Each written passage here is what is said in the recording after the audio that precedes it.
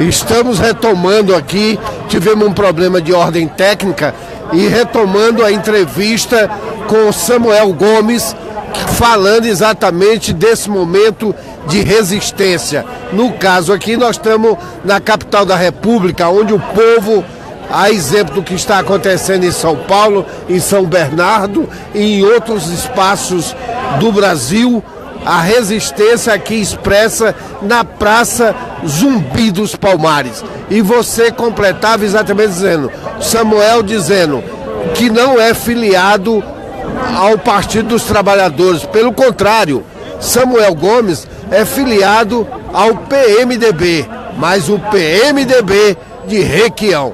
É o PMDB do Paraná de Requião.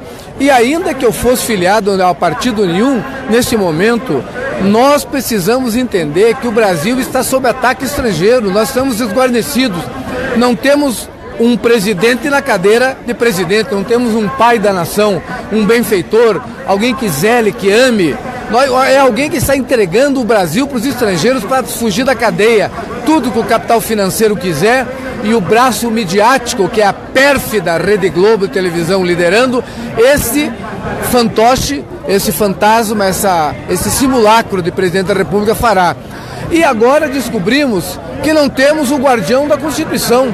O Supremo Tribunal Federal é o guardião da Constituição, pois a nossa Constituição está vulnerável. O guardião desertou e resolveu virar ator da Rede Globo de televisão. Nesse momento, portanto, estou aqui na rua, em Curitiba, meus companheiros paranaenses, sei que estão fazendo a mesma coisa. Quero dizer que o senador Requião hoje abriu a sessão do Senado, ele e o senador Paim. O Requião assumiu a presidência dos trabalhos. Depois que o senador Paim discursou e não havia mais oradores inscritos, ele disse: estou suspendendo a sessão do Senado, não estou encerrando, a sessão está suspensa porque a tribuna e o plenário do Senado têm que permanecer abertos nesse momento de crise, inclusive no final de semana, como disse você muito bem, para que qualquer senador venha e fale ao Brasil através da Rede Senado. A hora é agora, a hora é já, a hora é nesse momento esta. A história cobrará de cada um de nós. Nós estamos fazendo aqui, escrevendo a nossa biografia pessoal e vamos poder dizer aos nossos filhos e netos que no dia 6 de abril nós estávamos fazendo o que exatamente quando o Brasil está sob ataque. Eu só queria, para concluir, lembrar uma coisa. Quando houver aquelas manifestações de 2013, julho, que a Rede Globo Televisão suspendeu o Jornal Nacional para convocar a população para fazer aquela confusão toda, o Erdogan, o presidente da Turquia, ligou para Dilma e disse: presidente Dilma, cuidado, o que está acontecendo aí é o que aconteceu aqui, eu conheço esse negócio, é a mão dos Estados Unidos e da CIA fazendo bagunça.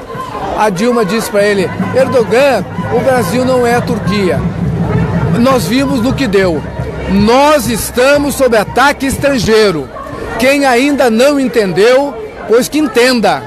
A hora de qualquer patriota é se juntar, se unir para defender o Brasil. Não se trata de defender o Lula. E ainda que fosse só o Lula, estaremos na rua porque é uma injustiça. Mas se trata de defender o BRICS, o Brasil, a pátria brasileira. Muito obrigado. E agora vamos falar aqui, como nós prometemos, falar com o Pedro Tierra. Pedro Tierra, esse momento você, que é também um sinônimo de luta, um sinônimo de resistência, com a você que tem no seu currículo uma luta de resistência quando enfrentou a própria ditadura nesse país. É bom lembrar, Chico, que há 38 anos Lula, em São Bernardo do Campo, era preso pela ditadura militar, o que mostra que o Brasil é um país que anda em círculos. Nós não conseguimos romper o círculo de ferro que a elite fundiu na trajetória do país para assegurar os seus privilégios. Hoje, nós vivemos uma situação que pode ser definida de maneira bastante sintética, da seguinte forma: o poder judiciário brasileiro ocupou o centro da cena política. Tudo que ocorre no país, no plano da disputa política, se decide pela Suprema Corte. Ela tem a seu lado o monopólio de comunicação que produz há décadas uma espécie de fascismo social, como define o professor Boaventura de Souza Santos, lá da Universidade de Coimbra. Essa associação entre o judiciário e o monopólio da comunicação exercido pela Rede Globo de televisão opera diante do colapso do poder executivo, que é um poder ilegítimo, que hoje trata de salvar a própria pele e, para fazê-lo, vende os recursos naturais do país para empresas estrangeiras, como temos assistido ao longo dos últimos anos, os 2 últimos anos, e um legislativo que é refém do Ministério Público e dos seus próprios crimes, porque é um poder que está desacreditado pelos métodos corruptos com que se constituiu. O que temos então é uma tirania da toga. O que temos então é um despotismo de uma casta que se impõe ao país inconstitucionalmente, usurpando as atribuições dos demais poderes e assumindo para si um poder tutelar, como se ele estivesse acima dos interesses, dos conflitos sociais e dos demais poderes. Então, esse é o nó da questão. Ocorre que o poder judiciário brasileiro é um poder corrupto. O poder judiciário que hoje determina a prisão da maior liderança popular que o país construiu em 500 anos de história é o mesmo poder que pleiteia o auxílio moradia em nome da recomposição salarial. Ou seja, o país se encontra à deriva numa situação de ingovernabilidade. O Brasil hoje repete num grau superlativo a crise que há 38 anos atrás levou à prisão do líder sindical Luiz Inácio Lula da Silva, que se manifestava contra a Lei de Segurança Nacional, contra a reforma da Previdência, que era contra os trabalhadores, contra o arbítrio. Então, Lula hoje é alvo, não vítima, é alvo de uma perseguição política movida por esse poder que se constituiu, como eu disse, como uma casta apartada da sociedade, para quem mais interessa os seus interesses corporativos do que os interesses do país, com o deliberado objetivo de impedir que a democracia no Brasil permita a recomposição do processo eleitoral, que eu quero afirmar aqui com muita tristeza e com muita convicção. O processo eleitoral no Brasil está sob risco. Não são favas contadas que nós teremos eleições no mês de outubro próximo. O mais provável é que não a tenhamos. Por quê? Porque a elite brasileira, herdeira dos senhores de escravos, é visceralmente avessa à democracia. ela não suportará um contendor, um opositor, uma alternativa da estatura de Luiz Inácio Lula da Silva. Nenhuma das alternativas apresentadas para a presidência da República pelos setores conservadores se reúne condições para enfrentar essa liderança popular. Por essa razão, tentam alijá-lo do processo, ainda que assim tenha que ser destruída a Constituição de 88 e a gente esteja fora do Estado democrático de direito que conquistamos nos últimos 30 anos. Pedro Tcherra, eu gostaria exatamente o seguinte: hoje, em 1964, se tivéssemos que exatamente fazer esse resgate comparativo nessa linha da história. O golpe de 16 tem semelhanças e tem diferenças profundas com 64. O golpe de 16 é muito mais complexo, embora, como em 64, ele esteja inserido numa moldura geopolítica que é de deslocamento de áreas de influência, como ocorreu em 64 no quadro da Guerra Fria. O instrumento do golpe em 64, a exemplo do que ocorria no continente latino-americano há décadas, era a técnica dos golpes militares. Né? Hoje, nas sociedades mais complexas do século XXI, em lugar de usar a farda, os setores conservadores usam a toga. Então nós temos não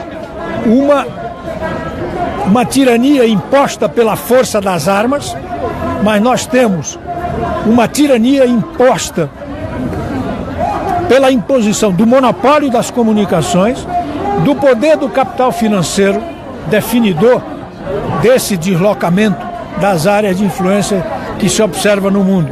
Então, há semelhanças e há diferenças. No entanto, é preciso que tenhamos claro que não é impossível que a evolução do golpe dado em 16 a partir do parlamento e do judiciário e dos meios de comunicação faça como fez nos últimos 3 dias o apelo à força armada para impor as suas posições e impedir que a democracia representativa, que o pacto expresso pela Constituição de 88 esteja em plena vigência.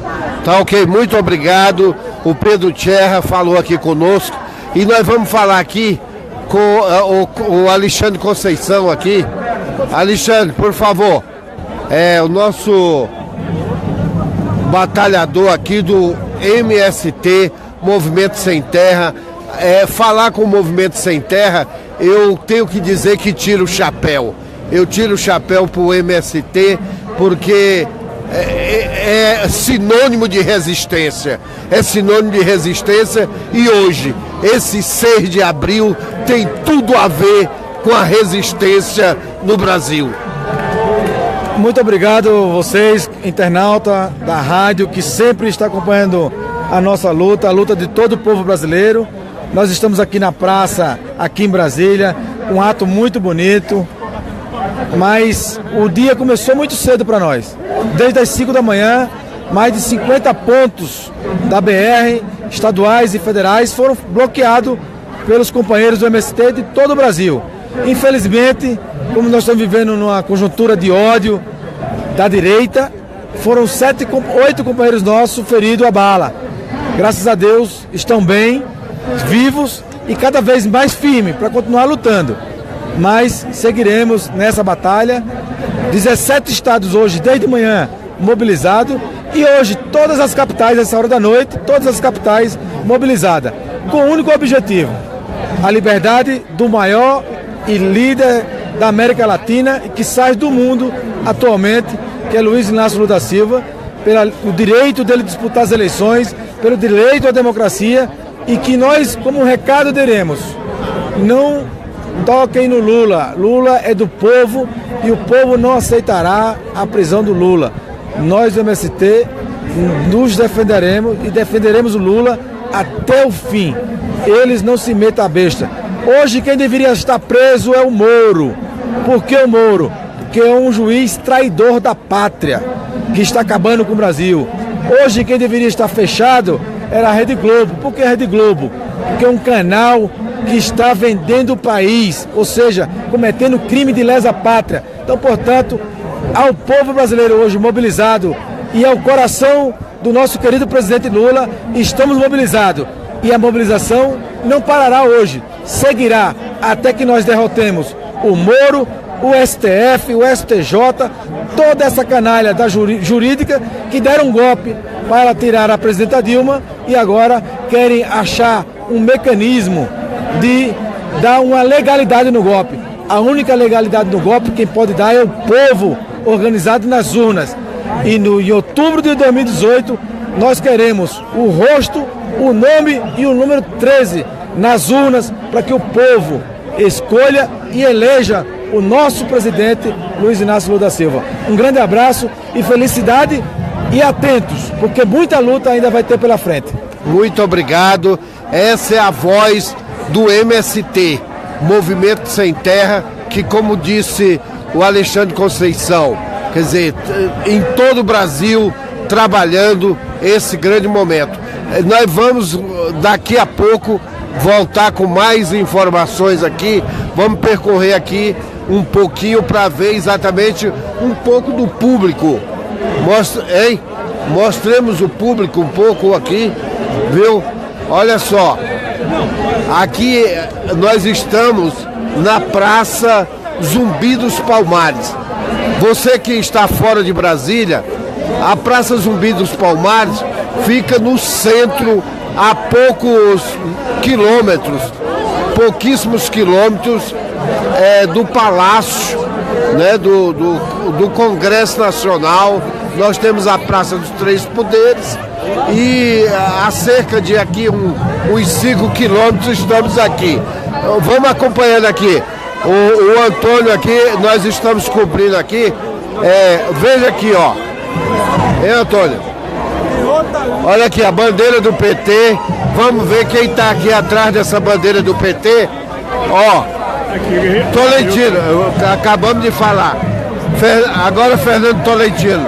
Nós falamos agora há pouco com Pedro Tcherra e nós gostaríamos aqui que você falasse aos nossos internautas. Estamos ao vivo e a cores, fazendo a resistência da comunicação. E você, como jornalista, como um companheiro da luta da comunicação, que vê exatamente essa imprensa golpista, porque nós somos profissional da comunicação, mas não nos rendemos a isso. E eu gostaria que você falasse um pouco exatamente desse 6 de abril, que é um dia de resistência em defesa da democracia e de Luiz Inácio Lula da Silva. Eu e o Pedro Tcherra, o nosso amigo Hamilton, a gente estava comentando agora, comparando com o que foi a situação no regime militar. E quando, é claro que a situação era duríssima, nós tínhamos um monte de companheiros sendo mortos, alguns exilados, muitos presos e sendo torturados. Mas para a consciência das pessoas, eventualmente era uma situação menos complicada, porque as coisas eram mais evidentes. Tanto do ponto de vista da divisão das forças político-ideológicas, todo mundo sabia quem era quem, você era democrata ou você era golpista, você era favorável às forças do golpe, como também do ponto de vista das forças que se colocavam na estrutura do golpe. Eram os militares de um lado e éramos nós do outro. Claro que havia a imprensa nesse meio que faz sempre esse papel canalha, esse papel sujo de apoiar a ditadura, de apoiar golpe, de apoiar tudo que não presta. Claro que a gente sabe disso. Mas, por exemplo, nós profissionais de esquerda, nós profissionais que lutávamos pela democracia, nós éramos respeitados no nosso ambiente de trabalho. Até porque havia da parte do poder a questão da censura, que também se impunha sobre os órgãos. E aí a gente acabava tendo um pouco de solidariedade na nossa necessidade de ter liberdade de expressão. Hoje é diferente. Hoje é diferente porque as pessoas estão sendo idiotizadas. As pessoas não percebem o que está se passando. A grande massa da sociedade está vendo essa realidade pelas lentes da rede de televisão, pelas lentes no noticiário, do Jornal das 7, Jornal das 8, Jornal das 11, imaginando que ali se passa uma verdade, quando o que a gente vê é que são léguas e léguas, quilômetros e quilômetros de informação falsa, de mentira, se impondo em cima da população. Então a situação é muito mais complexa, que hoje a gente vê do lado de lá pessoas que eventualmente estariam do lado de cá. A gente vê o seguinte, que o que deu origem a esse processo foi o cara não aguentar, não poder ter empregado em casa no final de semana, não poder ter empregado em casa à noite, não poder ter empregada sem registro na carteira. O que choca hoje é que esses caras estão revoltados com isso e fizeram o golpe. E as empregadas eventualmente estão apoiando. É que eventualmente nos choca mais. Muito obrigado, viu? Aqui o Fernando Tolentino, que é uma das expressões nossa da comunicação. Então a gente fica muito feliz. E como é que você vê, Tolentino, essa relação? Olha que coincidência, nós estamos na Praça Zumbi dos Palmares. É por incrível que pareça, nós estamos na Praça Zumbi dos Palmares, que foi um dos grandes revolucionários desse país, né, que veio ser também reconhecido muitos anos depois, né, como são os grandes mártires, como foi Mujica, como foi Mandela e como foi Jesus Cristo, não é? E nós estamos aqui na Praça Zumbi dos Palmares. Aqui atrás é a sede do PSDB, do partido que tem a liberdade para cometer crimes, que os seus militantes são livres para cometer crimes. E nós estamos aqui ao lado de um grande painel de uma instituição brasileira, nacional, que enriqueceu usando justamente a imagem de Jesus, tratando Jesus como se fosse um milagreiro, um mágico de esquina, uma pessoa que faz milagre por fazer milagre, como se não tivesse ali uma luta do povo contra o Império Romano, como se não tivesse ali a luta contra os cobradores de impostos, como se não tivesse ali a luta contra os grandes interesses econômicos que escravizavam aquele povo. Jesus foi incorporado. No dia que ele foi incorporado pelo seu pior lado, pelo lado que ele usava como mensagem. Quer dizer, para veicular a sua mensagem, ele restituía a visão ao homem, ele tirava o homem da sua paralisia. Ele não fazia aquilo para dizer às pessoas, eu tenho o poder de fazer. Ele fazia aquilo para mostrar que as pessoas que eram subjugadas podiam se levantar, que elas podiam enxergar, que elas podiam lutar por uma vida nova.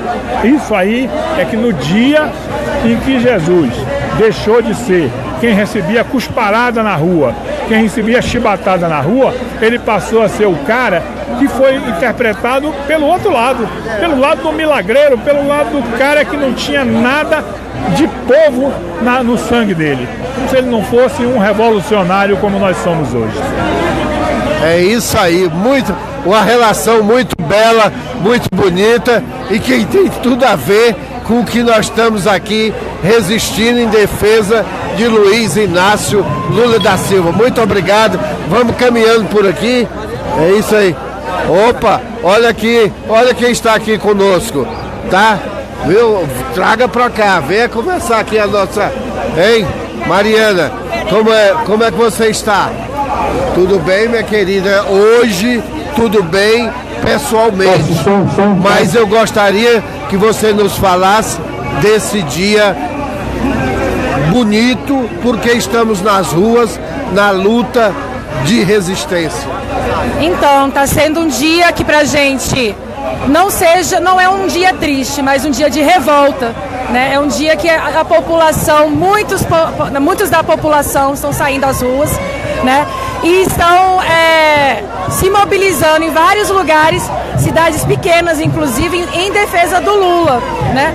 Porque nós nos vemos o Lula, nós estamos fazendo aquilo que ele falou, nós estamos usando as pernas deles, a voz dele, para dizer que essa justiça, ela é seletista, é uma justiça que ela é parcial, E ela é mais do que isso, é partidária. E a gente sabe quais são os partidos que essa justiça anda junto. Então, hoje é um dia que nós estamos mobilizados em defesa do Lula e falando e defendendo as causas, todos os trabalhos que o Lula fez para essa população, principalmente os mais pobres. Pois aí, você carrega exatamente no peito Lula livre. E aí, como é que você viu exatamente